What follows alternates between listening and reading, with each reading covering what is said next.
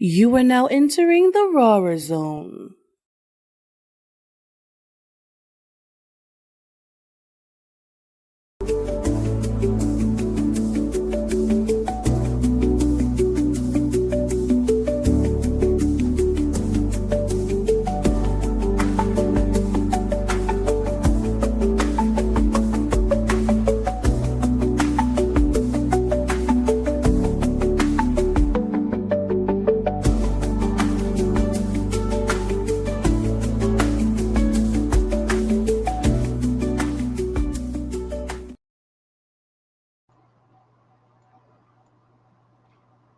What's up, boys? Your homegirl, Ivy, Katie, whatever you want to call me. Just talk to me nice because we are here and we are proud as our new sponsors for Rawrrzone Media and the Road to the Give Back is powered by Future Proof Music School.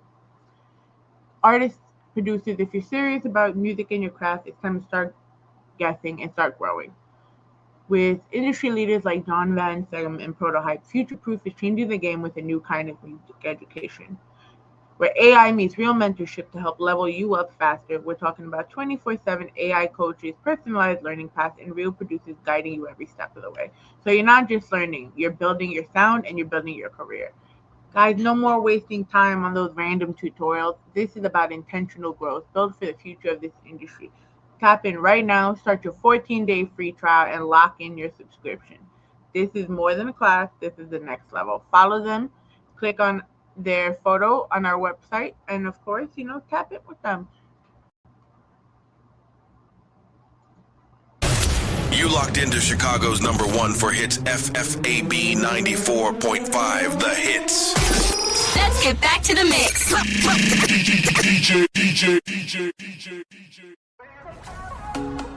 PUSO 82.3 FM, we're the independent artists. Now streaming on all smart TVs. Just add the Live 365 channel and search PUSO. PUSO 82.3 FM, where the independent artists are the stars.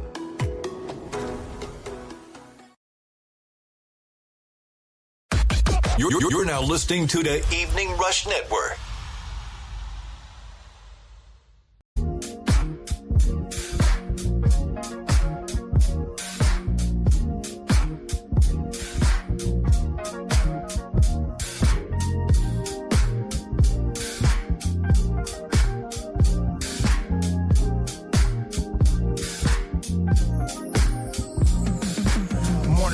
Rolling over the Golden Gate, city waking up, hear the trolley brakes. Started where the corner boys to the orchestrate.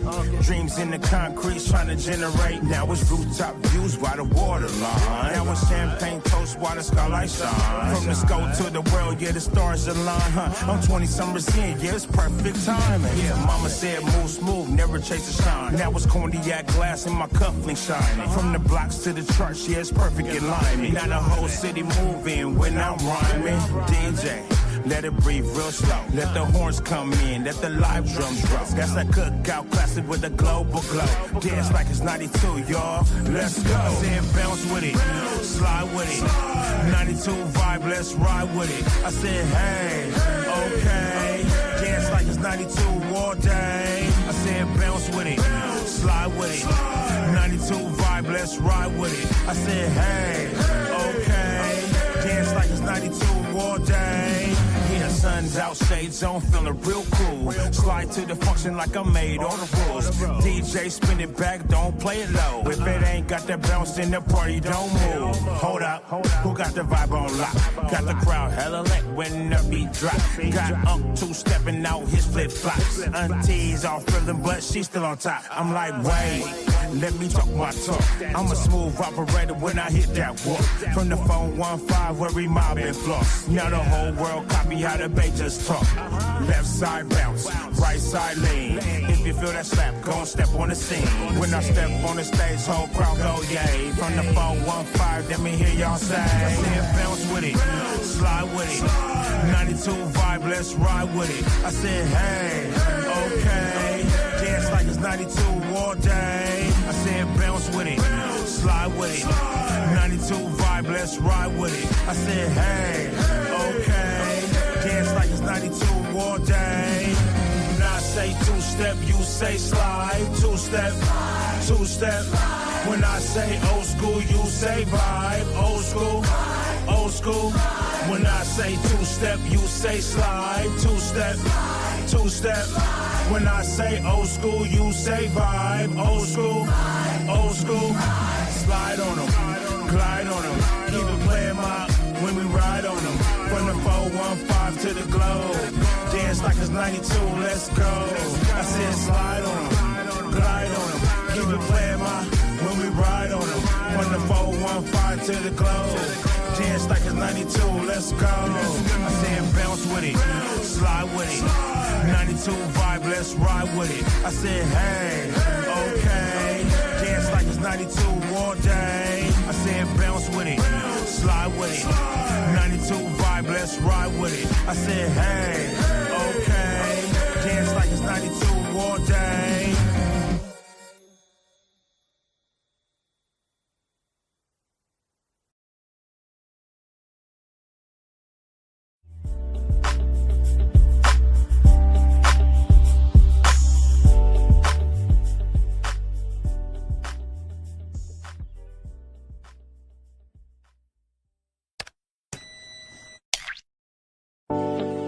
Welcome back to DPE Takeover Radio. Caller, you are on the air. Yo, can I hear the new Reezy? Sure, I got you. The new Reezy coming up. Sit back, take a shot of cognac, lay the top down, and ride out. New Reezy the Life coming up now on DPE Takeover Radio. I'm in the Silverado, switch it up to the Lambo. She wanna get it poppin' like a nigga is Rambo. She wanna give me samples like we walking through Costco. Been in a bit of fit for Reezy, there's no Roscoe. Clip bottles, got me on wobble, hoppin' Diablo. Red lights stick like the green, don't try to follow. Model, got my money up, no lotto. Baby Bobby, what she cop, my plane headed to Cabo. Spread it like a taco, I put beef in the middle. Me metaphorical reels, they pay me 1,000 fiddles. A little, I need a kilo that moves at its own place. Blessed from the game, from the bay, I hail ace. Taste for a little bit of fame to go crazy like Smokey off of AD Blood on Friday. Amazed what your boy Rizzy say, I'll call plays. Give me the mic, I'm taking DPE up all the way like. It be the money, it be the hoes. They got me in this life I chose. And I can't stop now, I'm pushing a hard mile. Cause me and Brooke have never been close. So I'm gon' grind, baby, and I'm gon' shine. Cause you ain't got yours, don't hate on mine. Stop being late and try to be on time. Be on time, still wouldn't get you there before me. You bum niggas is dumb niggas geeking off thee. Go get your own dollars. You wanna plot on me? Don't holler at a bitch till you heard she easy. Man, a bitch better move mountains to please me. Man, a bitch better carry fountains and feed me. Cause I'm the type of nigga when I leave, she needs me. And use a broke nigga waiting on her check. Begging for a couple hundred and demand respect. Get your life in check, get your hustle right. Make it mean on the block or get a 9 to 5. Stop hating on the next nigga getting this guap. Why you playing mad and he out there running the block? Why you think about one pass and she didn't wanna talk to a nigga in the hood smelling like asphalt? Then you call her a bitch, I guess it makes you feel better. Then she walks straight to me and has me all the chatter like. It be the money, it be the hoes. They got me in this life I chose. And I can't stop now, I'm pushing a hard mile. Cause me and Brooke have never been close. So I'm gon' grind, baby, and I'm gon' shine. Cause you ain't got yours, don't hate on mine. Stop being late and try to be on time. Be on time, still wouldn't get you there before me. If you believe you still achieve. A lot of times we don't believe where we came from. I didn't mean to make you wait this long, but you can't rush greatness. Let's get this clear. I wasn't the first one to show you this grown man shit, but after Deuce Pay showed up, shit ain't never been the same since. Let's go. It be the money, it be the hoes. They got me in this life I chose. And I can't stop now, I'm pushing a hard mile. Cause me and Brooke have never been close. So I'm gon' grind, baby, and I'm gon' shine. Cause you ain't got yours, don't hate on mine. Stop being late and try to be on time. Be on time, still wouldn't get you there before me.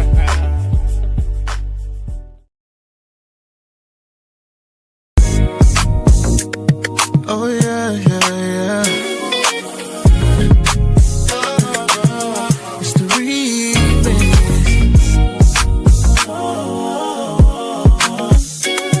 Oh yeah, yeah. Look, well you know we had to run it back. I took the ball and ran with it like a running back. And now we gearing up, we about to bring the summer back. I've been scarred, been bruised, yeah I'm done with that. Rapping for the Lord, so it come with that. Outside with it.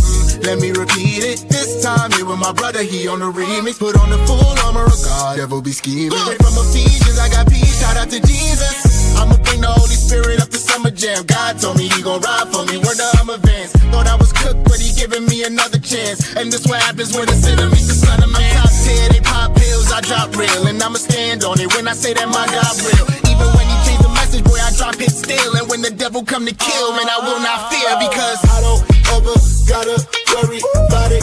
He gon' handle it like he don't play about me. If he said it, he gon' stand on it like you don't know my Lord. That my God, he my champion. Any weapon from the guest, we finna cancel it. Two-stepping, baby, I'ma put a dance on it. Like I don't ever gotta worry about it. He gon' handle it like he don't play about me. If he said it, he gon' stand on it like you don't know my Lord. That my God, he my champion. Any weapon from the guest, we finna cancel it. Two-stepping, baby, I'ma put a dance on it. The serpent is what the sword slaughter. They gon' try to stop the blessings, but that motivate us to go broader. I clean the flesh like a building porter. I stand on faith, my soul is like brick and mortar. This is fruit in the physical. I sell love, peace, joy, and patience. Kingdom residuals. I accumulate. I'm feeling real good, cause we all got breath. Who are you to hate? I got favor on my lawn. Blessed with the virtuous baddie. You seen her like John.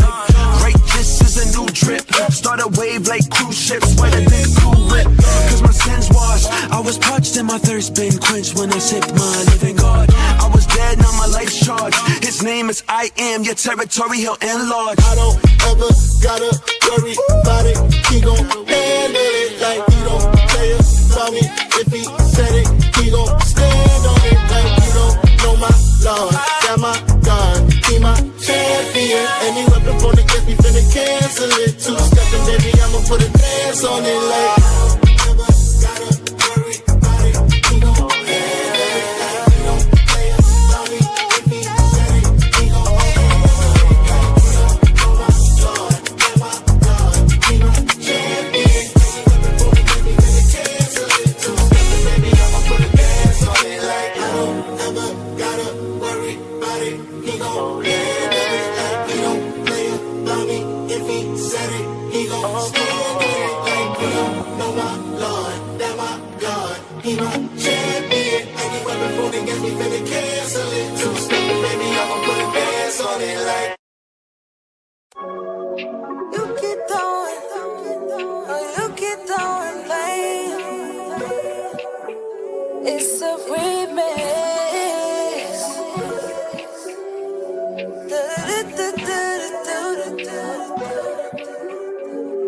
You keep throwing blame. Bet that bell won't swing my way. Telling me what I do wrong. A list of complaints I see, but you gon' eat those words you say. Turn me off, then turn me away. Blindsided from my munching. Your true colors came in waves. Thought I found you what I was missing. See, you get so defensive. No, you never listen. Your mind's in the distance. Triggers got me reminiscing. You're steady with the mind game, but ain't gon' put that on me. I see you steady with the mind games, but ain't gon' put that on me. I've been trying to take the ride, take time, but you got pain that you should see. And I see you steady with the mind games, but you ain't gon' put that on me. That dumb shit on me. Love, let's even the score, you must have lost one. Pitching that you playing for two, I'm really on one. Let's keep it short for the long run. Don't get me started before it's all done. It's up when that call come to me as a woman, I'ma break your shit. If you claim me, that you claim me, better say that shit. Nigga, look, with all I took, you better take that shit. I'm dead ass and that's the crazy shit. Know that I was never for the mini man. Can't feel how you carry on, cause I got hands in plenty, man. Build them up and break them down, you break through, then I'm breaking. I told you I wouldn't play around. You gotta stay up just to stay around. Where you had me is where you lost me. You come shopping this way, then it get costly. I'm on now that you off me.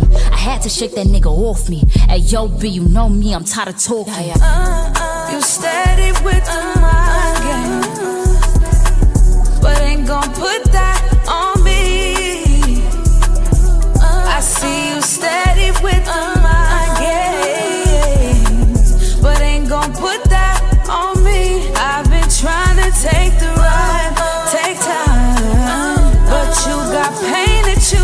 see. And I see you steady with the mind games, but you ain't gon' put that on me. On me. Yeah. I see you steady with the mind games. Got me looking at you sideways, like don't know what's wrong or what's the right way. I'll just give you the right away, like always. Cause you know that you're my baby, and lately you've been acting a little shady. So I'd rather stay out of your way. Cause when you do me wrong, I play the fool, but somehow you prove me right. You do this every time. Oh, don't you ever get tired, cause I'm tired. Like boy bye. So don't try it. No, I ain't buying your mind games. You steady with the mind games, but ain't gon' put that on me. I see you steady with the mind games, but ain't gon' put that on me. I've been trying to take the ride, take time, but you got pain that you should see. And I see you steady with the mind games, but you ain't gon' put that on me. On me.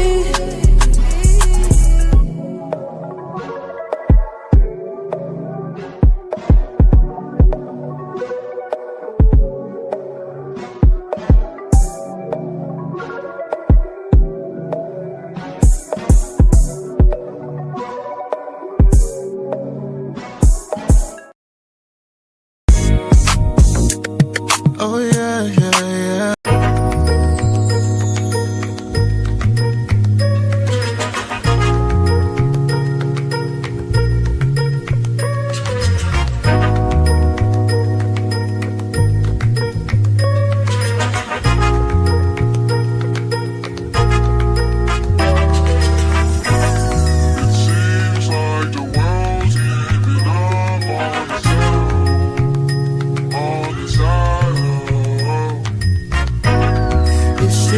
Like the world's giving up on the side of we outside with it. Can't believe I'm still alive. I tell them God did it. Overcoming every demon, every lie spit. Devil thought he had me, you would think that I was tired tripping. So you know I'm coming with the heat like it's July with it. 2025 had a little bit of pride to it. I was fighting with the flesh, I had to die to it. Difference between a blessing and a curse is that it's fine doing. You just gotta vibe to it, baby. It's a new year, happy new year. Tell them it's a new you, what it do, yeah. If you stepping out on faith, you deserve a new pair. If it wasn't for his grace, would you even be here? Oh no, run through, baby, who cares? He gon' work it out for you, living proof here.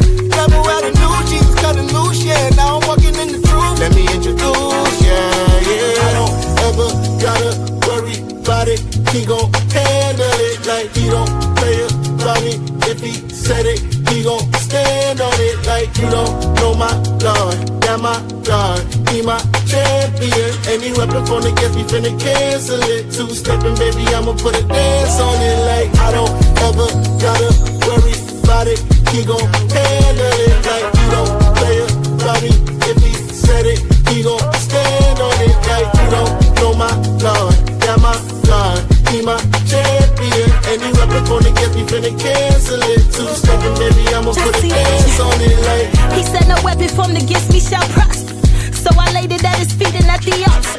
And anytime I'm feeling weak, I close my eyes and bow my head. Cause we all know he don't play about his daughters. And I ain't never played about my father. Just need a bit more faith to go harder. If he said it, then he meant it. Said he do it and he did it right. So now we really moving smarter. This that feel good music, make you heal good music. This that sing because I'm happy and I still could music. Holy Spirit, feel better than the real good music. When the views don't mean nothing and he still gon' use it. What you know about your faith making you a champion. Almost giving up, but you knew that he would handle it.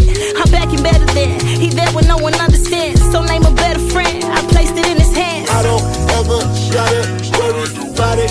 He gon' handle it like he don't play about me. If he said it, he gon' stand on it like you don't know my Lord. Yeah, my God, he my champion. Any weapon from against me finna cancel it. Two-stepping, baby, I'ma put a dance on it like I don't ever gotta worry about it.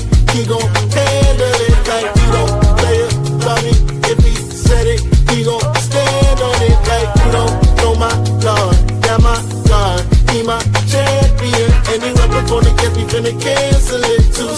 baby, I'ma put a dance on it like I don't ever gotta worry about it.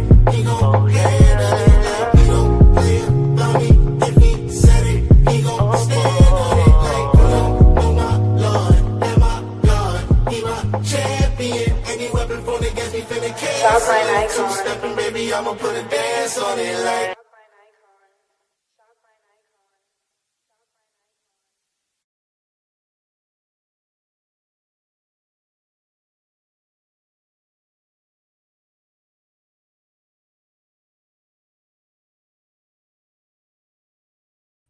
All right, all right, all right. Man, it's been a great couple of days. We just came back from our episode with Susanna B, so shout out to her. We are here, everyone. This is welcome to the Raw Zone. And like I said to Josh in the text message, I was playing both videos. I played both videos because he's probably texting me right now to tell me I have no self control when it comes to promoting Stand on It, which is perfectly fine. But as people that support you, I will keep playing both videos. So just so you know, the Stand on It video is out, as well as the visualizer for the remix with Zaire. So make sure you check both of those out and follow at Josh Banton everywhere. At Josh Banton. But we're here. It's your homegirl, Ivy, Katie, whatever you want to call me. Just talk to me nice because we are here. It's welcome to the Rawrrzone. You can catch us everywhere on our website, www.rawrzonenyc.com. Make sure you tap in everywhere, Rawrrzone Media, and of course, subscribe on our YouTube. You can catch us at our radio homes of Fabulous 94.5 The Hits, Tuesdays 9 p.m. Eastern Standard Time. Every Wednesday, 8 a.m. Eastern Standard Time on Pulse 82.3 FM, and Fridays on the Evening Rush Radio Network. Shout out to all of our independent homes spreading the good music and all of your favorite jams. Please follow them and tell them Katie K sent you. Let me introduce you to our sponsors for the Give Back and welcome to the Raw Zone. Future Proof Music School Creativity meets industry mentorship, founded by top producers like Prototype. Future Proof is changing the game when it comes to music education. This isn't your typical online course. You get personalized training, live workshops, and direct feedback from industry professionals, and even access to 24/7 AI music coach designed to help you finish tasks faster, smarter, and more efficient. Now, mind you, I'm not saying, and we're not saying here at the Raw Zone that AI is going to do everything, but it could help teach you a couple of things. Whether you're just getting started or already building your sound, Future Proof gives you tools, guidance, and community to keep leveling up every single day. And the best part is you can start with a free 14-day trial and flexible monthly plans so you can learn as you go. Remember, hit them up, follow them at Futureproof Music School and Futureproof Your Sound. Tell them KDK sent you. Whew. This Saturday, it is our Road to the Give Back kickoff. I am so excited. We are in our ninth year of raising awareness for the Sarcoma Foundation of America. This is something that is bigger than just music. This is a community for us. We raise awareness and we're giving back not only to the Sarcoma Foundation but to our artists itself. On Saturday, May 30th, Ivy Productions alongside Rockview Entertainment proudly present The Road to the Give Back Live at Sanger Hall in Sunnyside, Queens, 4820 Skillman Avenue. This special night is part of our Give Back for Sean initiative, raising awareness for the SFA. For people that don't know what sarcoma is, it is a hidden cancer that affects 1% of the adult population, but yet makes 15% of juvenile cancers. It affects the bones and the soft tissues in the body. This means it often receives far less funding and awareness than most other forms of cancer. This is why events like our Give Back matter so much. Every ticket, every donation, and every share helps keep awareness alive and keeps families impacted by this disease. We've got an incredible lineup for the night featuring performances by Novel Rue, Thought Provoker, CZK, Amanda Elgin. Our sponsor, Flow So Righteous, will be doing spoken word. Mark Will, MC Powerful, Amanda Elgin, who's our sponsor, will be there. Hosted by myself, Kind of Rap, DJ Ace of Spades. We have Alonzo Phillips coming to speak about his sarcoma journey, and candidate for Assembly 34 District, Mr. Brian Romero, will be in the building talking about giving back and, of course, his platform for the Assembly election that's happening on June 23rd. Uh, 15 advance tickets, more at the door. Guys, please, if you can't support and you can't come out, don't. We also have a GoFundMe link. Please donate to our GoFundMe. Every dollar gets us closer to our $10,000 goal. I understand I slacked over the years, but we're gonna make this goal before 10. I'm just saying. Whew. Let me put this back now. I'm really excited because this is the first time I've had a guest come to Welcome to the Rawrrzone, and it brought out, like, my inner nerd comes out, but my nerd came out in the form of, like, reading this book like it was a genuine case study, like I was going back to school all over again. But this time, instead of it being communications or history, it was actually the history of music, and I love it. Our guest tonight wears many hats and wears them exceptionally well. He is a USA Today's best-selling author, international DJ, award-winning professor, keynote speaker, creative coach, and a true student of the music culture. Whew. Through his work, he has dedicated himself to inspire creatives and educating the next generation about the power of artistry and cultural impact. Tonight we're joined by none other than Amani Roberts. Amani is the author of The Quiet Storm, a historical and cultural analysis of power, passion, and the pain of R&B groups, a powerful and deeply researched book that explores the rise, influence, struggles, and legacy of R&B groups from the 1950s to the early 2000s. And we did a poll on that, by the way.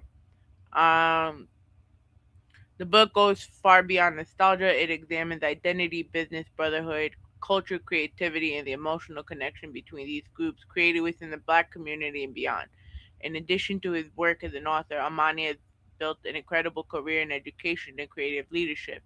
As a professor, speaker, and coach, he continues helping artists, entrepreneurs, and creatives unlock their purpose while navigating and consistently changing music in the entertainment industry. The future of R&B and storytelling in modern music culture.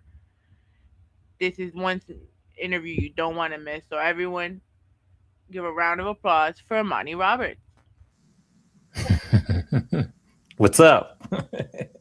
Pardon my words, and this teleprompter that I thought I could be cool and use a teleprompter today, and that failed miserably, but it's okay. Cool. Well, thank you for having me. First of all, thank you so much for giving me this opportunity to sit with you. Thank you for allowing me to annoy you this last month with questions. It wasn't an annoyance. I love it. I love the interest. It was very interesting because you kept saying, did I find the Easter egg? And I think that's what really had me pushing more. I'm like, I couldn't find it until I saw, like, the technicolor aspect when you bring it up, and then you were also talking about the rise of television in those times. I'm like, I made the connection. I was like, yes. There you go. Well done. It only took me about 30 days. It's okay though. It's okay. So for those that are here in the Rawrrzone, I know I gave a very lengthy introduction on you, but tell us in your own words, who is Amani Roberts? Amani Roberts, a DC native, so I love my DC things, go-go music, sports teams, mambo sauce, based in Vegas right now. Love being a music business professor. I love a good pancake, and just happy to be here. Now, pancakes with chocolate chip or plain pancake? Just a regular buttermilk pancakes. I love it. Okay. Because a lot of people tell me if I don't like it with chocolate chip, it's blasphemy. I'm like, I don't know. That's a lot of sugar. It is too much sugar, so we got to at least, pace ourselves. How are you feeling today? We always go through just a quick check-in because, mental is wealth. Yeah. No, I feel good. Just relaxed. The semester just ended really much last week, end of last week. So it's been a couple weeks, and so just kind of recovering. So I feel good. You really have such a body of work here. What made you really? I know you said this started for something you started in school for yourself. What made you really want to expand on it and turn it into something for the world to see? Well, as I was doing the research in school, because I went to Berkeley College of Music for my master's degree, I just really love the topic, and I saw there was a lot of opportunity to take it further than a thesis.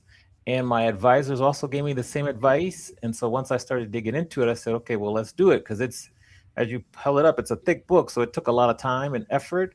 Not only with, yes, and you can see just, if you turn it the other way, you can see how thick it is, so people can see, like, there you go. And the pictures, like, I'm sure you noticed, like, the pictures, the graphics, the charts, like, it's just thorough. 499 pages, including the resources, the why did everything happen afterwards, everything there. Yeah. So 500 pages. So that's just why I love R&B music. I love R&B groups. I grew up with them, so that's just my way of giving back, putting something down in history so people can't forget. I really did learn a lot from this because I think like I said, the first thing that popped out to me was because I was always a Smash Mouth fan. So when All Star came from You Baby from the Ronettes, I was like, oh wow. Yeah. So you got to go back and listen to it so you can see what were some of the things that surprised you, like your top 5 surprises.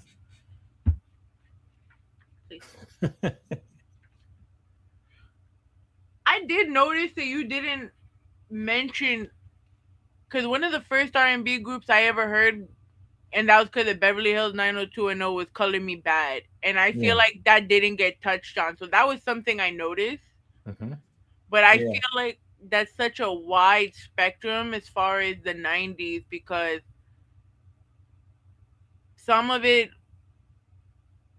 like NSYNC did their own version of what they considered pop R&B, and then you see people like Color Me Bad. So I was like, I can understand why they weren't here, but well, when you look at the algorithm, it's based on record sales, Grammy nominations, Billboard Hot 100 hits, and notable performances.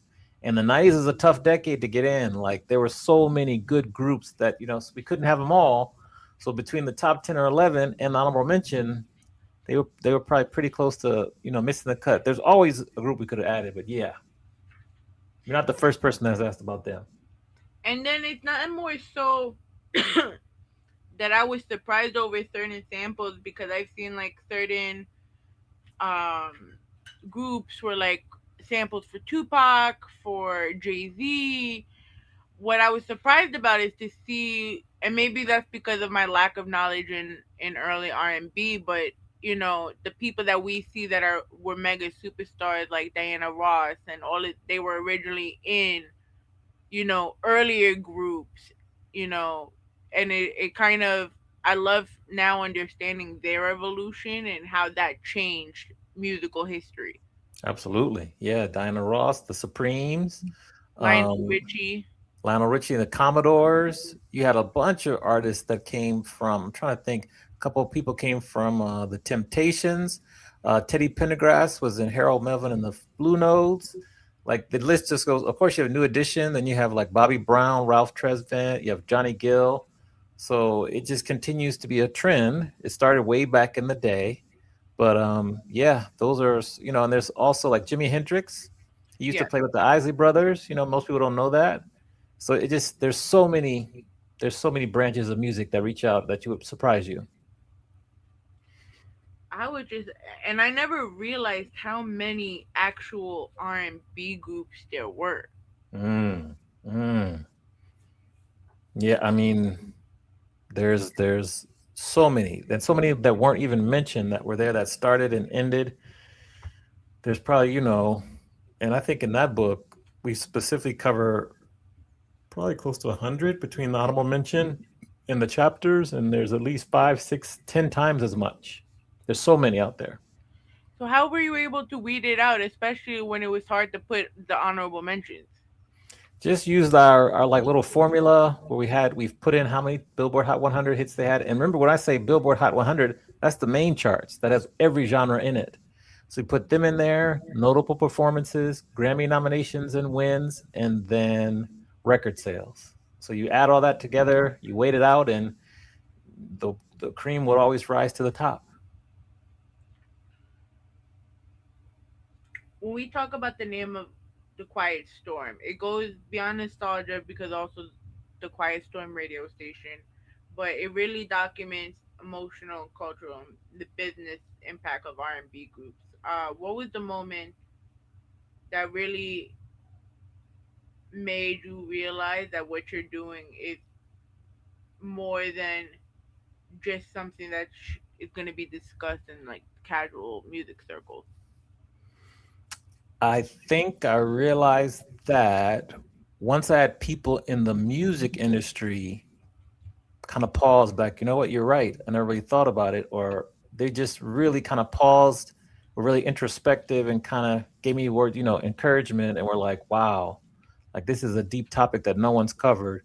And so that's when I really realized it was more than just writing a book based on my thesis, that it's really, really important part of culture. That's why I'm trying to spread the word. In your research, what did you discover about the relationship between Black culture community and the success of the R&B groups during their peak eras? Very closely tied.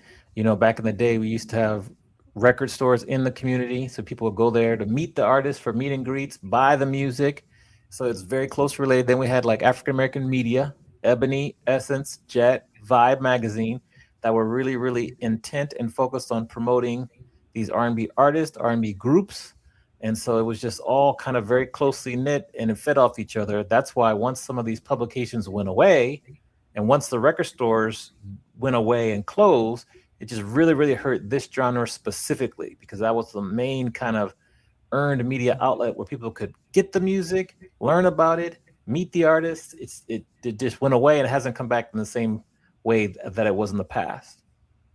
Do you feel like though, with the way that, because I saw last year, especially like with J. Cole, and just certain things in hip hop, they brought back like the old school way of promoting. So bringing back the CDs outside, bringing back the actual appearances. You don't think the same could happen for R&B groups? I think you'd have to, that's a good step. But we have to remember that, there used to be over 8,100 record stores, 8,100 record stores across the country. That's now down to less than 2,000. They keep closing. And so when you lose that many opportunities for people to consume music and purchase it, it's a challenge. Now, I know that some digital platforms have taken its place, but that's different. It's different than actually touching, feeling, meeting an artist. So I think you factor in that.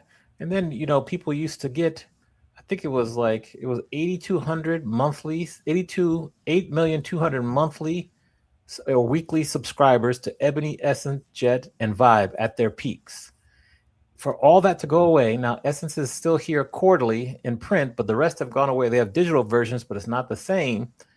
It was just like a special moment in time. And until we learn how to duplicate the exposure and the marketing for the groups, it won't ever get back to the way it was. See, I feel like we're slowly making our way there. And maybe because I got way too excited when Kehlani started doing the meet and greet pop-ups. Yeah.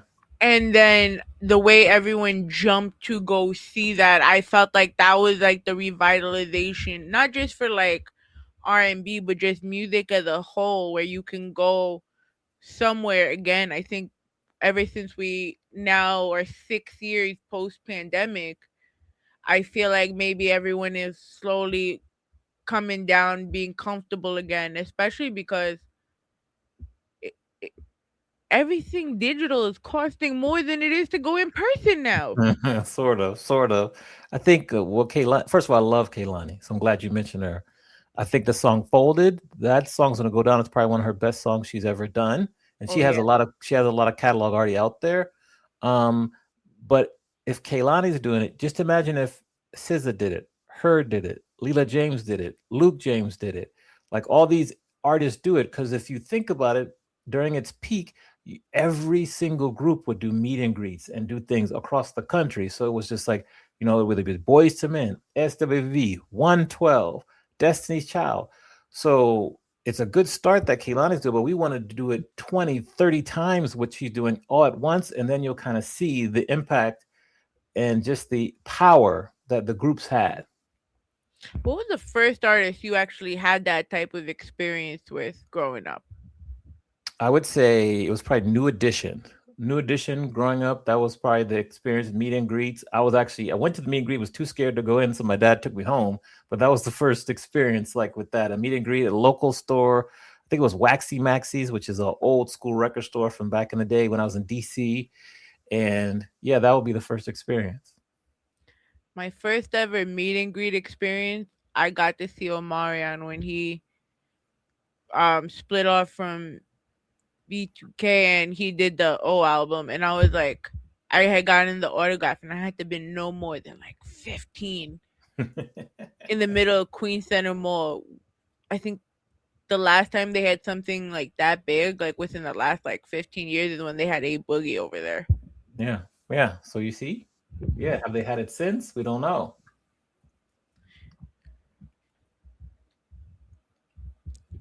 Your subtitle references power, passion, and pain of R&B groups. Can you break down what each of these words represent to you and how they show up through music history? Okay, so passion. When you think about passion, like in R&B groups, you got to really start like James Brown. He was back in the 50s, had his own group, and so he just shows you the passion on stage and all of that, and then you continue. I'm trying to think about other groups that just showed an immense amount of passion, but they come to mind right away. James Brown. And then if we think about pain and artists that sing about pain, like Harold Melvin and the Blue Notes, I mentioned them before, but If You Don't Know Me By Now, I mean, that song right there. You had some other groups that were talking about pain in terms of civil rights, like the Impressions in the 60s. And then I'm trying to think about pain, Can You Stand the Rain, Boys to Men. Not Boys to Men, Can You Stand the Rain, New Edition, End of the Road, or It's So Hard to Say Goodbye, Boys to Men. Like you think about that's the passion, pain, and power. Power, Everyday People, Sly and the Family Stone. Temptations had lots of songs about power. Destiny's Child had a lot of songs about power. Diana Ross and the Supremes. So you see where all these groups are singing about it, the power, passion, and pain. But primarily, most of the groups, all the groups had their signature like ballad, and that's when they're talking about like pain, love, heartbreak, things like that. So that's kind of how you fit and categorize the groups into whether they're the passion or their power or pain. You'll still see like whether it be Zoom, Commodores talking about pain. You had Kool and the Gang. They were more like passion, celebration, things like that. So you think about every group that's in there, you can put them in a certain song they have in terms of the category. Ready for the World, Let Me Love You Down, passion and pain. So we could just go on and on. How do you keep all of these facts in your head? I'm trying to keep up. New Edition, Impressions.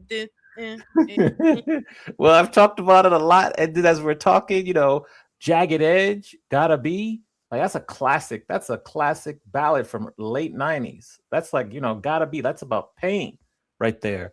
They had, I've studied it so much and I lived it and I use the songs in mixtapes. So I know it and I've experienced it. So it's like part of me. It's part of like my blood. So metaphorically speaking. We've seen the industry move from artist development to the algorithm-driven visibility. Do you feel the lack of artist development today is hurting music quality and longevity? Yes. Yes. I mean, I think that we look back at history. Like you see like TLC. I got to get the right number. I think they had like 5 or 6 albums, 5 albums, I think, that were thorough classic albums. Boys to Men's had 9 or 10. You have other groups like they just had album upon album. And it's not that they were mail-ins. These albums were platinum albums, successful. I always love to share this fact. Look at the Isley Brothers, the only group in history to have hits in 6 straight decades. That's amazing. That I don't think that ever will be done again. It's crazy, and they're still touring. You look at like there's only one R&B group, male R&B group in history to have diamond sales for an album. Just one. That's Boyz II Men. And that was for their album 2. Now, Cooley High Harmony, their first album, that one actually is closing in on getting to diamond. It's over 9 million streams. Diamond is 10 million or more. Then there's only 2 female groups in history in the U.S. to have diamond sales for R&B. 2 groups history, not just R&B, in history. One is the Dixie Chicks. They hit it twice, and one is TLC. So when you look at just the quality and how it took them to get there and stay there, and then you look at like some groups started in the 60s. My favorite group, like the Whispers, one of my favorite groups. They released their first song in 1964. It took them 23 years to get their Billboard Hot 100 top 10 hit, Rock Steady. That is a pure fact of, first, resilience on their part, dedication, and they just had to develop and change and morph. So that's the ultimate example of how in the past A&R and artist development was a thing. Nowadays, you can go viral on TikTok in October. You get a song on the charts in January, and by May, people have forgotten about you. You're out the industry because you couldn't tour live and you couldn't produce a whole album. It's very different. So now that you say that, for those that don't know, what qualifies? We could start with what qualified back then for them to get on the R&B groups to get on the Billboard chart versus how can artists now get qualified? Yeah. So back then it was based on record sales, and it was based on like radio airplay. So record sales and radio airplay in general. That's what it was based on back then. Nowadays, it still goes with sales, streaming, radio airplay. They have a different ratio that they use, and it's changing. Like, for example, now YouTube is not giving them access to the data, so YouTube streams are taken out. It keeps changing. But now it's more like streams. And nowadays, now the rules change. Sometimes you can bundle album sales with concert sales, and it'll help. So it's a little bit grayer now, where back then it was a little bit more straightforward. So that's how back then to now. It's still, generally speaking, 500,000 sales, I put in quote, to get gold, 1 million for platinum, and then 10 million for diamond. I was always curious about that. Yeah. So not only did the algorithm change everything, people became TikTok famous, but we also seen like a radical change as far as song format. You have artists like Capella Gray who mastered the art of a minute 30 songs. How is that also taking away the emotional depth and storytelling, especially for R&B artists? It takes it away. Absolutely. Like if you think about some of your favorite R&B songs for back in the day, they had an intro. Sometimes they had a prelude where they'd be talking first. Then you have the song. Then you have a postlude. I remember Babyface would do that. Keith Sweat would do that. There were some good interludes and postludes on TLC's albums. You'd have the intro, a verse, a chorus, another verse, a chorus, maybe even a bridge, and then the outro. Nowadays, you start with the verse, or you start with the chorus, verse, chorus, you out. So it really lessens within one single song the ability to tell a story. Also, usually in R&B groups, the whole album would tell a story from start to finish. I'll never forget Jodeci's first album. The first side, the first 5 or 6 songs was all slow jams. They had Forever My Lady, they had You and I, they had Stay, and then the backside was all fast songs. I remember I first kind of recognized that concept. I think it was Mary Jane Girls. I think Rick James produced that, and he had like All Night Long and some of the down-tempo songs on one side, and then he had the party side. And that was a similar concept, and so it tells stories. Nowadays, you have some artists that do a good job, like Taylor Swift. She does a great job telling a story throughout an album. Her song's a little bit longer. Kehlani is also doing well with that too. Jasmine Sullivan's another one who tells some great stories throughout the album, and the songs are longer.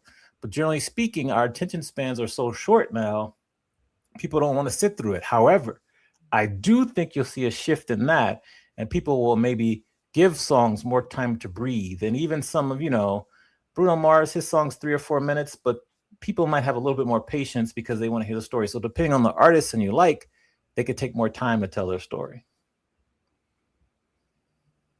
I love Bruno Mars and the Silk Sonics, though. You mentioned them quite a lot in the book. What are other R&B acts right now that's catching your attention? Because I don't want to say groups because there's not many, unfortunately. Yeah. Olivia Dean, she's catching my attention. Like I mentioned before, Jasmine Sullivan always has my attention because I think she's one of the best singers of our current generation. PJ Morton, now he does a lot of work with Maroon 5, but he has my attention. I'm trying to think, like Mayetta, she kind of sings a lot of R&B, crossover to hip hop. She has my attention. Leela James. Let me think who else. Of course, Kehlani, we talked about her. Coco Jones. I'm trying to think about some more. Beautiful. Yeah. I'm trying to think about some more of the male artists. I always pay attention to Chris Brown, Tank. I mean, they're been around a little while, but they're still R&B to its core. And there's some newer artists that I'm just discovering. My students will teach me about artists that I need to kind of bone up on it and figure out and learn because they're out there. You just don't hear them on the radio as much. Ella May, I keep attention to her. Boot Up, I think that's another song out there. Going to end up being a classic once we look back 20 years from now. So there's certain songs that are out there that kind of work and get to play and get placed. And I still have a lot to learn myself because there's some newer artists that have been around, but I still don't know a lot about them. But they're true R&B, so I'm a fan. So I'm going to support them, learn about them, play their music. So that's who comes to mind, generally speaking. Of course, you have the mainstays like Beyonce. You just always watch her. But some of the more unknown artists that I've been looking at, even my guy Leon Thomas, Mutt, that's a good one too. The remix, I love that one. See, I remember him from Victoria. So when I started seeing him actually doing music, I loved it. Mm-hmm. Yeah. Like, I mean, Money Long. So she's phenomenal because she's been writing hits for decades. And she wrote for like Kesha and a lot of other artists. And love her album. I think her song 30s, that's one of my favorite songs by her. It's not played a lot, but Money Long is one there too. Like Victoria Monet. Like, been writing for a while, but now getting her props for being a solo artist. So that's just a little bit of a list. I mean, there's so many, and we have our classic ones too, but those who come to mind. How do you feel about groups like Frequency that are coming out from the newer reality shows that are coming out? So I'm all for anyone who's like an R&B group. I just want to see them have sustained success and sustained commitment. The challenge with a lot of these groups that are from reality shows, they don't stay together very long. And when you compare them to groups from the past, most groups from the past that were successful grew up in the same area, went to the same high school, junior high school, or they went and were in the same church. So they were from the same area. They grew up together. They just kind of grew up together. So they are more apt to stay together because they're loyal to each other. And I think you see that with like all the classic groups. They meet in the church, they meet in school, they maybe get a bunch of 4 or 5 members, someone drops off, they fill in, and they're off and running. Nowadays, you have these reality shows where you're taking people from different areas of the world, putting them together, and they might have known each other for 6 months, 9 months. And, if you get in a disagreement with someone you've only known for less than a year, you're less apt to try to work it out than someone you grew up with. It's just human nature. So I think that's the challenge with these current groups that come out of like reality shows.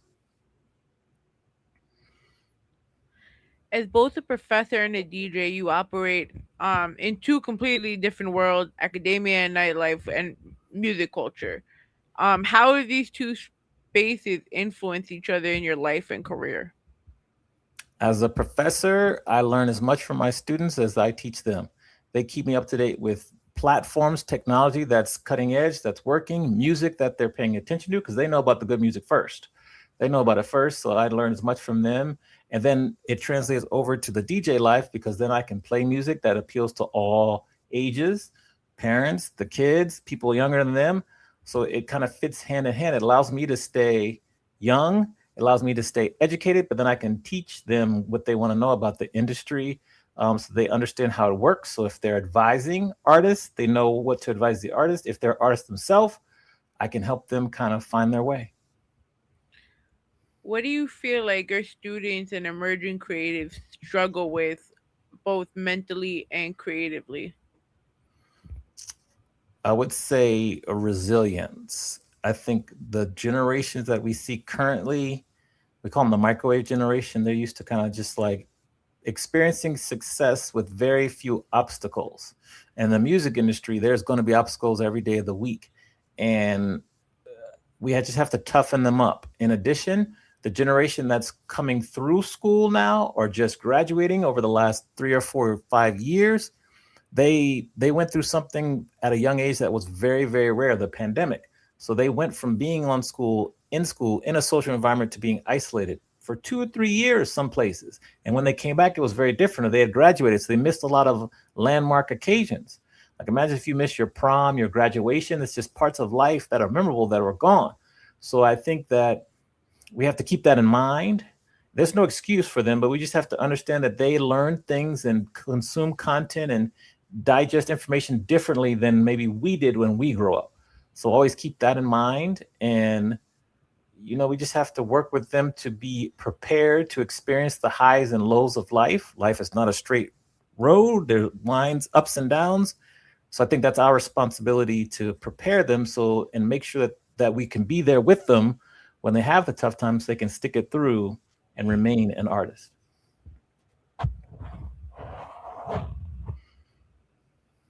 So a lot of the younger generation, and I say this because I work in a community center inside a high school. So we service kids in the Bronx from second grade all the way to 12.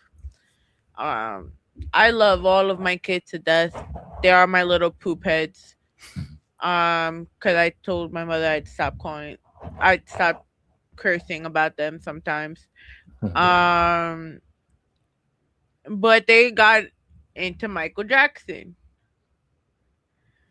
Love that for them because I am so tired of hearing Lil TJ and all of these other acts. Because I can't even get sturdy. I'm sorry, my knees hurt. But do you feel like they know the hit?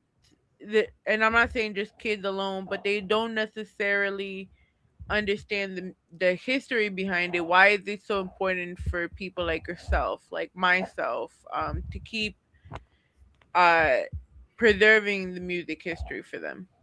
Just it's important so they know where it comes from. Like they shouldn't.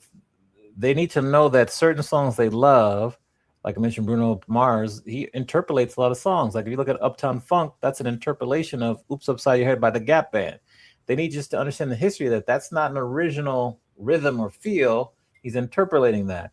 They need to understand just some of their favorite songs, whether it be hip hop, pop, R&B, are sampling some of these classic songs from back in the day. Just how you discovered the Smash Mouth sample, the Chantel's, the same thing. Like Sabrina, they love Sabrina Carpenter.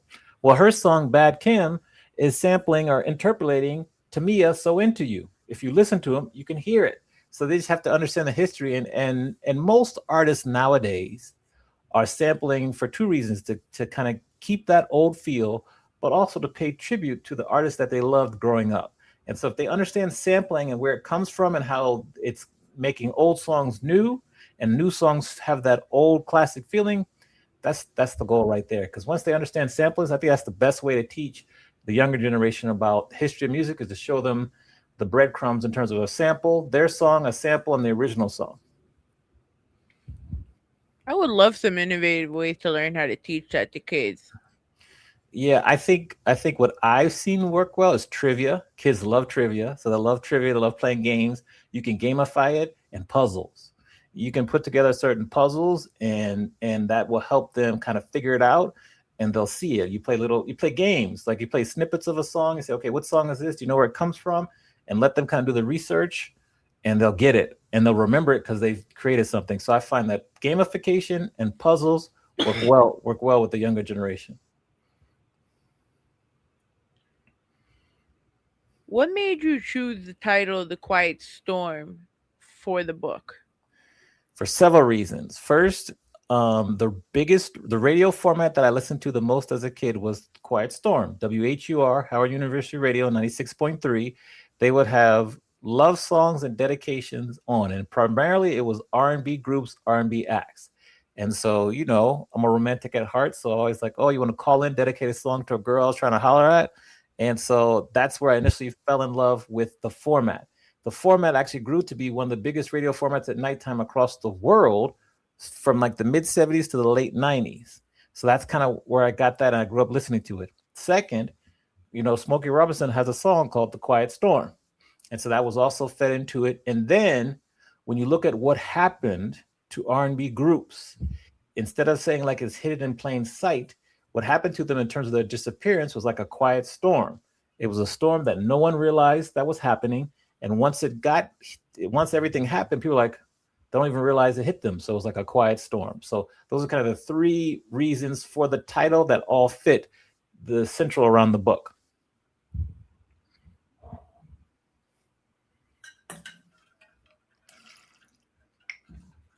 If we could create a perfect modern R&B supergroup from today's artists, who would you put together and why? So I think I would have like Jasmine Sullivan as one of the lead singers. I would have her because she can play the instruments, she can sing, she can write phenomenal music. I would have SZA together also because she could do the same thing and she's got the touch. And then the wild card would be someone like a Leela James in there who just can sing and just, she's got it. So that would be my dream kind of super group for young ladies. For the guys, I have to think about the guys, but I have to think like we have Wanye Morris's sons. They're a good one there, but I like someone like Luke James. I love his voice. I love what he does. He can sing. I have to think about who I would pair with him. Probably to get like a trio. I think about that because you need someone with good like soprano, high notes, someone to fill the mid range, maybe a tenor too. So let me get back to you on the guy group, but the girl group I have worked out because I've been thinking about that. So I'm not gonna lie, I love Luke James, but I really feel like, and I'll still say it up to this day, they did him an injustice. The way that Lee Daniels canceled Star, they did not let us know the end of his storyline. Yeah, maybe it'll be continued in a movie or or a Netflix show. They see, but when they canceled Star, it was right at the height of the pandemic, right? And at that same time, Jussie Smollett did what he did. Right. Being that, Empire was already on the verge of cancellation because it was in its last season. I guess whatever it trickled down and they said, screw it, we're going to cancel Star too. Unfortunate, but let's hope that they bring back a similar show in a couple years and it can catch our attention again. And I would love if they do that. And I feel like even just BET in general does not have the same quality of black entertainment that it once had, where it was producing these acts. Well, remember BET, you had Donnie Simpson Video Soul. That was like a legend on the network for a long time. And that's another way where we learned about all these R&B groups to get to see them interviewed and get to see their videos. And then once, that goes away, that's another way where people you just forgot or didn't see about groups. Arsenio Hall, the same way that show comes. They would feature, a lot of hip hop, R&B acts, interview them, have them sing on the show. That's like on TV. That's like earned media. And then you had like In Living Color, big show in the 90s. They canceled too. That's where J-Lo was discovered. And so you kind of Jim Carrey, Jamie Foxx, all these stars were discovered on these shows. They go away. Nothing replaces them. Soul Train goes away. Nothing replaces them. Well, then it's harder and harder to get exposure to these groups and these acts, and they have less earned PR. It's such a shame. Now just reading this and then thinking back on our childhood and the thing that we used to see, and see that it's not like that no more. Yeah, no. So and a lot of people say, okay, well, groups are just dead, but I disagree because K-pop is killing it. So what is K-pop doing that we can adopt and learn from so we can really bring back the strength and the longevity of groups? Because when you look at K-pop, they're copying the R&B group playbook. Blackpink is following the TLC playbook. BTS followed the New Edition playbook. Look at their videos and then look at If It Isn't Love's video. Like, just look at it. So they're doing something that's working. Credit to them, credit to that genre. How can we learn from them so we can try to build back up our strength? And when I say we, I'm talking about R&B groups. So we took a poll on the Rawrrzone stories today, and I want to ask you before I reveal what it came out, but which group had the bigger impact, TLC or Destiny's Child? TLC. Why? Because without TLC paving the way in terms of their videos, in terms of their song lyrics, in terms of how they released their music, their costumes, how they took creative risks, I don't think Destiny's Child would have had as big an impact as possible. Like TLC is one of the only groups, I always say only, but someone can fact check me, that had a #1 song where in the song, the lyrics were about domestic abuse and HIV/AIDS, and it still went to #1. I'm speaking about Waterfalls. They spent a lot of money on that video. That's one of the best videos of all time. That's good. So Destiny's Child, they had big impact also, but nothing quite on that level. And so that's why I say without TLC taking the risk and all that, there'll be no Destiny's Child. Now, on the flip side, if I was going to create a course or do a case study on the highs and lows of the music business, it would be on TLC because they were extremely successful, yet they've claimed bankruptcy twice. They didn't own their name. They had to pay $3 million to get their name back, $1 million for each letter. They didn't get their songwriting credits, their publishing. There was lots of things they decided or happened that really hurt them, and it's all because they just didn't know. No knowledge. They were just from Atlanta, got a deal, signed it, started creating music, and blew up. But that's why I'm so passionate about music education, because if we can get to these artists early on to fill them with the knowledge, then they can make even better decisions and have more long-term money, the mailbox money, as we call it in the music business. What I like that's happening in New York, and I wish it become the curriculum worldwide, like I'm seeing it in the Bronx right now. Shout out to one of our guests, the Bronx principal. He's opening a Windows of Hip Hop school, which is basically a recording studio for the pretty much elementary and middle school kids to learn the basics of music engineering. You know, and then you have just they're putting the first ever hip hop school in New York. You know, I love that there's more things that are putting it out there so people can learn the music industry. Yeah. You know, you had those acts. You even had R. Kelly, who didn't understand how to read for a long time. Yeah. And look how well outside of the other endeavors. But yes, if you just separate his music, he's a genius. Just separated from his music, genius, a legend in the R&B space, in the music space. Yes. Yeah. If once you separate him from that and think about the bad part of it was he made such amazing music but just didn't know how to read, and he got taken for a ride. Yeah, well, you know, the saying is if you want to keep a secret, put it in the book. My mother tells me to always read the fine print, so I always get paranoid. Mama, pay attention to mom. She's right. She's right. Listen, man, these Greek parents, like, I make the joke because, like I said, I learned at a later age about music and everything. But it's so interesting to see because I got my business mind from her, 100%. But just to see like what goes beyond it, because the art of reading the fine print or just looking at a simple contract, everyone is just so quick to sign. Even up to this day, it's crazy. I agree. You you also talked about the rise of like the internet and the Telecommunications Act. I was wondering if you could get a little more into that. Okay. Um, the Telecommunications Act of 1996 was designed to diversify radio. What ended up happening is you had three main companies: Town Square Media, Cumulus Media, and iHeartMedia. They bought up almost all of the radio stations in the United States. As soon as they did that, they went to more of a playlisting format. So you could be in the Bronx, you could be in DC, Miami, Chicago, LA. Generally speaking, across the majority of the stations, you're going to hear the same songs on just a loop, basically. And so that really hurt R&B groups because they grow from their regions where they're from.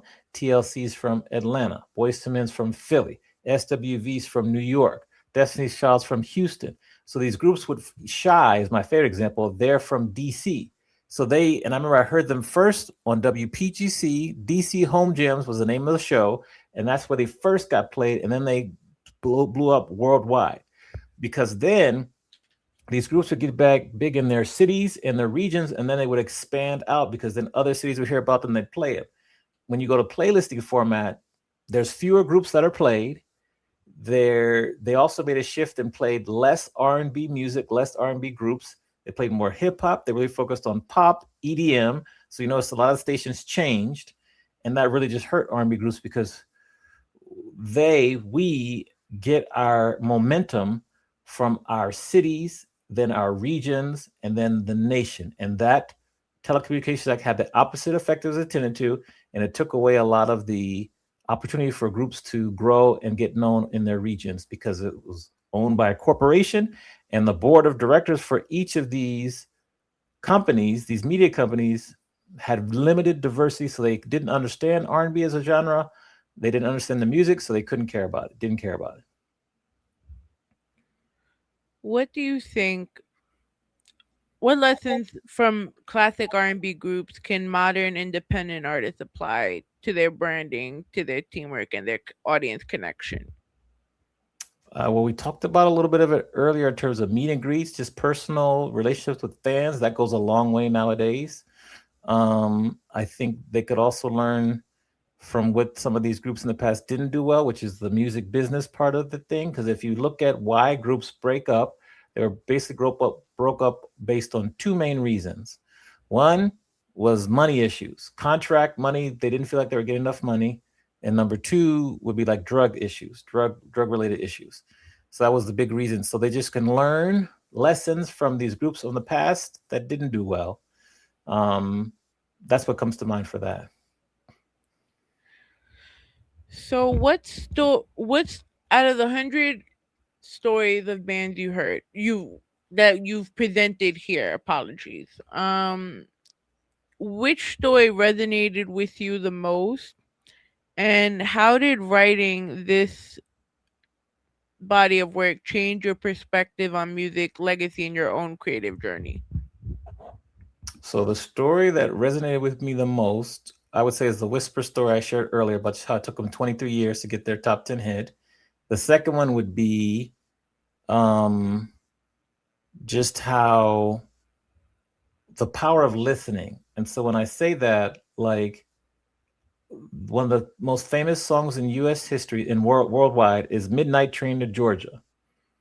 There's a story about the Gladys Knight and the Pips where we talk about how that song was made. The songwriter is Jim Weatherly. He used to play flag football with Lee Majors, who was the $5 million man. He calls up Lee Majors one day, and Farrah Fawcett answers the phone. Farrah Fawcett was dating Lee Majors at the time. He's talking to Farrah Fawcett. He's like, "What's going on? What are you up to?" She says, "This weekend, I'm taking a midnight plane to Texas to visit my family." He's listening. His active listening is so in tune. He writes that down, and then he creates Midnight Train to Georgia from that. Gives it to Cissy Houston, Whitney Houston's mother. She sings it as a country song. It does moderately well. Then Gladys Knight and the Pips get a hold of it. They sing it as an R&B song. It becomes one of the top 100 songs in U.S. in history. So I just think that shows the power of listening. Credit to Jim Weatherly. The power of, once again, of taking risks. Gladys Knight and the Pips taking that country song and singing it as a R&B song. And so that's another powerful story that resonated with me.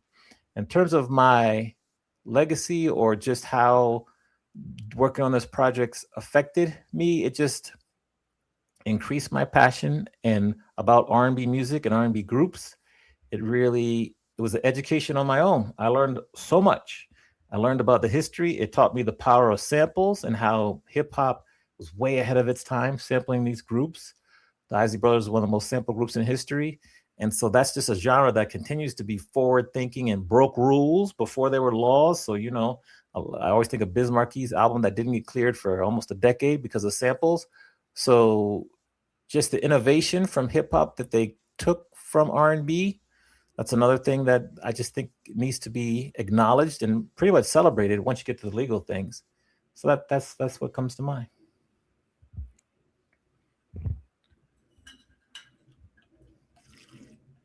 If someone watches this interview and feels inspired but afraid to pursue their own creative dreams, what would you want them to hear from you directly?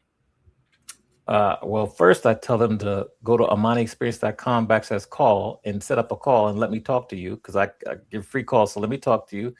Outside of that, I would say just use some of the stories we've shared today as inspiration to let you understand what is possible, because if you never know what will happen if you don't take action. So there's beauty in taking action, because no matter if you fail or succeed, you'll have no regrets. And I think that that's the main simple point I would say, is that we want to take action so you live with no regrets. So I'm not going to lie. I actually went on your website and did the quiz. Okay, which group did you get? I got the Supremes. Oh, okay. So persistence. So you practice persistence. The Supremes, fun story. They were signed, I think, to Motown in 57, I think. I have to remember the year. They were signed to Motown. And for the first year or two, all they were allowed to do is clap their hands on songs. So think about that. They were already a group. They were only allowed to clap their hands on songs for over a year. Then they were finally allowed to sing backup. Hundreds of songs they were singing backup on. Still, they were already a group, still could not sing their music. Finally, they let them sing their music and release the album. Their first 8 or 9 singles did not do well. They were known within Motown as the No-Hit Supremes. Finally, one of their songs went to 24, and then 11 out of their next 13 songs went to number 1. That hasn't been done since. I want to say, I'll check, but that hasn't been done since. So they practice persistence. So that means that within your life, personality, you also are a person that practices persistence. Yeah, I've gotten that a little bit. Trying to get certain interviews, I'm pretty sure there's quite a few people that will say I'm a little bit tenacious in it, where I'll kind of, because it's a journalism. Like I've always loved journalism, so I always just would research it, and then if I had questions, I'd be like, all right, I want to know. Yeah. And it's gonna bother me until I find out. That's good. Don't change. Stay with it. Thank you so much. What is next for you? I know it's a busy summer. Mm-hmm. You know, what's going on for you after this? So I think 2 things I'm working on. I always work with musicians who, want a fractional artist manager, someone to help them learn the music business and maybe help implement some ideas and solutions for them. So that's what I work on. And then in terms of the book, I'm going to first turn the book into a trivia game. That's the next project for the next year. And then hopefully get it to be a documentary. And so I'm working on that. That's a longer project because I have to get someone in the industry to kind of co-sign to it. And then we go from there. So those are my 3 kind of big projects. Really, it's the fractional artist managing, coaching artists, working with artists, and turning the book into a trivia game. Those are my 2 big projects. What do you look for when managing an artist and working with an artist? Someone who's consistent, someone who takes action and is open to feedback and to learning, because I'm going to teach you. And the goal is that you apply what I'm teaching you because it works. It works for my past clients. It works for artists who I don't even work with. So where we run into trouble is if I'm teaching you and giving you ideas, but you don't implement it, because then we run into roadblocks. And then also just patience, because We work on sync placements where you get your song placed into TV shows, commercials, movies, video games. But that's a long game. That can take a year and a half. But if you're patient and you keep doing the work and building your ecosystem, it will work out. So those are the 3 or 4 things I look for. So before we close out, do you ever see a happy medium as far as the algorithm and the traditional ways of promoting music? I think my hope is that people will want to learn and hear from more humans than an algorithm eventually. That might not happen, but that's my goal. Like, they still want to hear what's the DJ going to play, what are the remixes that's going to hear, who are the humans on the radio station that are going to play maybe their favorite songs. So that's my hope. I think you might get a little bit of the pendulum swing back, but we'll see. Because, we're kind of in algorithm focused times where everything we look at is specifically programmed for us. But how are you going to learn or hear about a new song you might not have even thought about before? So that's a tough one. Maybe I'll say. I hope so, but let's see how this algorithm continues to take over our consumption. Amani, thank you so much for being here with me today. I'm literally was so excited about this. I literally made sure I had everything ready for you. I'm sorry. I geeked out. I fangirled. I took this book with me to an open mic. Oh, nice. Because my friend was shout out to Atlas Rum that made me go out against my will last week or 2 weeks ago. Nice. And we went to Single Hall where we do our give back, and they were doing the Troublemakers open mic. And I'm here just reading something, but seriously though, look at this. And then he's like, oh snap, the impressions, the whispers. Then you see like he got excited. He took pictures of the book so he could order it himself. Yes. Well, thank you for spreading the word. I appreciate it. So it's great when there's content where it's not just the mind-numbing things you see every day. Yeah. I appreciate that. Thank you for the support, and I can always come back and continue the conversation. Yes, please. And can we play the game? Yes. I'll let you know the game. That's the project. That's the game. Yes. We can pilot it. Listen, we use Jeopardy labs at the school with the kids. Okay. You need a Jeopardy labs? I got you. All right, I'll write it down. I appreciate it. For now, just tell them where they can find you. Okay, yeah, like I mentioned before, if there's any musicians or artists that are paying attention or watching and want to talk to me, just go to amaniexperience.com/call. You can set up a free call. I'll talk to you about what's going on, how I might be able to help you and give you some general advice. My socials are Amani Experience on like Instagram and TikTok. And if you use LinkedIn, my full name is Amani Roberts. That's the government name. Just reach out and say hello. And thanks again for having me on the show. No, thank you once again so much for being here with us. This is Welcome to the Rawrrzone. We will not be live next week, so you can catch this episode as well as our episode with Susanna B on Fab 94.5, Pulse 82.3 FM, and the Evening Rush Radio Network. Please look at all of our replays. We are on Spotify, Apple, iHeartRadio, Amazon Music, and wherever you get your podcast fix. Remember, we are on the road to the Give Back this Saturday, Single Hall. We have the Gorilla Talk podcast coming back hopefully next week. Happy early birthday, Hollywood Ace Bradley. And in usual Rawrrzone fashion, I leave everyone with these very motivating yet funny words of wisdom. I've got one more thing to say, and it'll only take me a second. I've got 2 words that I want you all to remember. They're very important. And if I leave you with anything, I'm going to leave you with these 2 words. And those 2 words are, I'm Batman. Good night, guys.